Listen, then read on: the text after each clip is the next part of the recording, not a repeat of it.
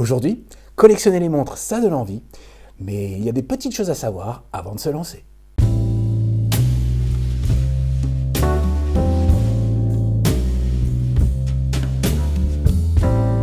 Chers amis, bonjour et bienvenue sur la chaîne. Alors, comment bien démarrer dans la collection de montres? Alors, c'est une question qui a l'air un peu simpliste, mais collectionner les montres, c'est pas simplement acheter des montres. Alors, quel que soit votre budget, quel que soit le niveau des montres que vous allez posséder, eh bien, il y a des petites choses à savoir quand on se lance, parce que très vite, voilà, vous allez avoir quelques... pas des soucis, mais des petites choses qui peuvent être un peu gênantes. Alors, il n'y a pas de règle, bien sûr, une collection de montres, ça peut démarrer à 2, mais on va dire que voilà, 3-4 montres, c'est déjà une petite collection. En tout cas, moi, j'ai démarré comme ça, et des années plus tard, eh bien, aujourd'hui, j'en suis à peu près à 70. Donc, ça commence à faire beaucoup. J'avoue que j'essaye de rester à ce chiffre. Disons qu'aujourd'hui, j'ai décidé de ne plus acheter de coffret. Maintenant, je fais de la place dans les coffrets, donc il y a des montres qui doivent partir, céder leur place. Et c'est pas facile, et c'est de moins en moins facile, j'ai envie de dire, parce que maintenant, je sais pas quoi, le niveau des montres, même en access gamme, c'est incroyable. Donc, il y a des montres super, et j'ai aucune envie de les vendre.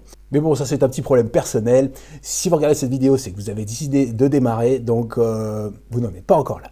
D'une manière générale, une collection, que ce soit de montres ou de quoi que ce soit d'autre, bien ça doit rester un plaisir. C'est ça qui nous motive, c'est le plaisir. Ça doit être fun, il ne faut pas trop prendre ça au sérieux. Je dis ça parce que parfois des passions peuvent se transformer en véritable cauchemar, ne serait-ce que déjà financier. Il y a des gens, alors dans les montres d'un certain prix on va dire, il y a des gens qui se sont mis un peu en difficulté financière parce qu'ils ne voulaient pas laisser passer une bonne affaire ou parce qu'ils avaient quelqu'un qui vendait sa montre et ils la voulaient absolument. Donc voilà, parfois ça peut être un petit peu problématique. Donc quand on est très très passionné, il faut faire attention à ne pas se faire piéger. Alors bien sûr, quand ce sont des montres haut de gamme, à plusieurs milliers, voire dizaines de milliers d'euros, ça peut faire mal très vite. Mais le prix, c'est pas trop le problème en fait, c'est une question de votre budget. Il y a des gens qui ont un budget moindre, et donc forcément, ça peut être exactement le même mécanisme sur des montres à 200, 300, 600 balles. Voilà. Alors pour ceux qui sont pressés d'avoir une collection très fournie rapidement, je sais pas moi, 10-15 montres la première année, ou le premier mois, ou la première semaine, eh bien, si vous pouvez le faire, faites-le, faites-vous plaisir, mais je le répète, faites-vous plaisir. Alors, première chose, quand vous avez un budget défini, je vous conseille de prendre 10-15% de ce budget pour autre chose que l'achat de la montre, puisqu'il y a tous les à côté. Et par les à côté, eh bien, le premier d'entre eux, eh bien, c'est l'achat de coffrets. Si vous avez décidé d'avoir, je ne sais pas, 5 montres, eh bien, un coffret est tout à fait justifié. On l'a vu dans la vidéo que j'ai faite sur comment entretenir sa montre. Le coffret, c'est la base et c'est primordial, j'ai envie de dire. Ça permet quand même d'entreposer la montre dans un endroit sain. Et puis ça protège des chocs. Conseil numéro 2, je vous encourage vivement à vous acheter un petit kit de réparation horloger. Ça n'a pas besoin d'être cher, hein, les premiers prix c'est 20 € je crois.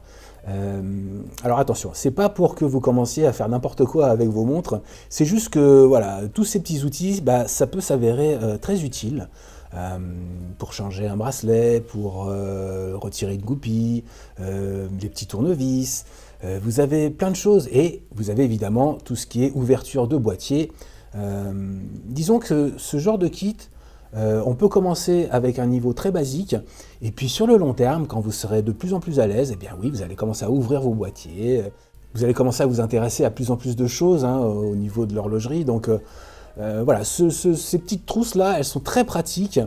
Alors même si l'entrée de gamme, c'est pas un problème au début, et c'est pas la peine de dépenser beaucoup d'argent tout de suite sur des outils, je vous conseille quand même quelques outils de qualité. Pour retirer un bracelet par exemple, l'outil qui est présent dans ces petits kits de démarrage sont souvent de mauvaise qualité, à la longue ils s'abîment. Alors ils fournissent bien sûr des têtes interchangeables, mais très honnêtement, le souci, c'est pas qu'il s'abîme, c'est surtout qu'il peut abîmer la montre. En s'abîmant, il va être moins précis et un jour il risque de mal fonctionner et il peut ripper et vous rayez le boîtier. Ça m'est arrivé, j'ai démarré avec ces kits entrée de gamme on va dire, et assez vite j'ai investi dans un outil de chez Bergeon. La vidéo n'est pas sponsorisée par Bergeon, j'aimerais beaucoup mais c'est pas le cas, et je dois dire que ça a été la confirmation de ce que je pensais, les bons outils, ça vous évite beaucoup de problèmes. Ça m'a coûté, je sais pas, 30 €, mais la qualité est au rendez-vous, aucun problème, et surtout c'est très précis. Donc là-dessus, je ne peux que vous conseiller. Pareil pour les tournevis, pour les pinces aimantées aussi, c'est bien d'avoir quelques instruments de qualité, ça vous évitera bien des problèmes dans le futur, croyez-moi. Conseil numéro 3, achetez des bracelets. En masse, ça vaut pas très cher. Achetez toutes les tailles, tous les styles, toutes les couleurs, toutes les textures. En fait, ça c'est la partie fun de la collection, c'est de personnaliser un petit peu vos montres. Et puis en plus, un bracelet ça se casse, un bracelet ça peut ne pas vous convenir, et ça peut même sauver une montre, puisque dans la vidéo que j'ai faite sur la Lobini, eh bien c'est exactement le cas. Le bracelet était vraiment naze, et j'avais pas très envie de garder la montre parce que je pouvais pas la porter comme ça. Et j'ai regardé dans ma collection de bracelets et j'ai trouvé le bracelet idéal pour cette montre, un bracelet qui n'allait à aucune autre montre. Et bien voilà, ils se sont rencontrés, mariage, et cette montre maintenant est dans ma collection et il restera.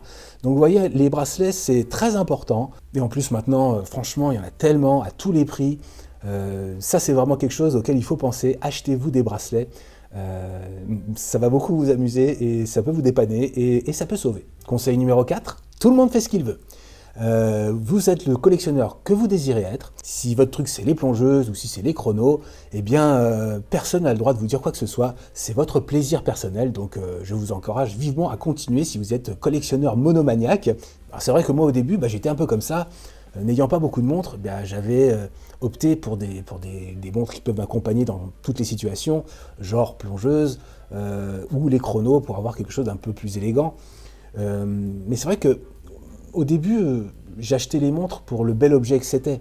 Et plus j'ai commencé à m'intéresser, plus la passion a grandi. Et là, j'ai commencé à vouloir collectionner les complications. Donc je suis arrivé sur de la phase de lune, sur un calendrier perpétuel, sur un World Timer, sur du GMT. Donc j'ai commencé à différencier ma collection et je trouve que c'est une très bonne idée. Donc pensez-y, être monomaniaque, ça se discute pas, mais ça peut être très sympa de découvrir d'autres choses, d'autres styles. Mais c'est vrai que quand j'ai la possibilité d'avoir une complication que je n'ai pas encore, eh bien j'ai tendance maintenant à privilégier cet achat d'abord. C'est ça qui est marrant, quelle que soit la collection, c'est vraiment un voyage, on a envie de dire, sans fin. C'est l'intérêt d'être collectionneur, je trouve.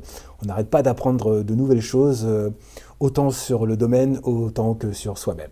Bien évidemment, varier aussi les mouvements, même si tout ce qui est mécanique, automatique, c'est le plus raffiné, c'est le plus horloger. N'oubliez pas les quartz, parce que c'est ultra pratique au quotidien, c'est clair. Et ça ne demande pas beaucoup de maintenance, voire quasiment pas.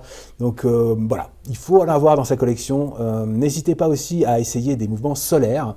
Ce sont des mouvements un peu compliqués, mais là aussi très pratiques. Donc voilà, essayez et vous verrez.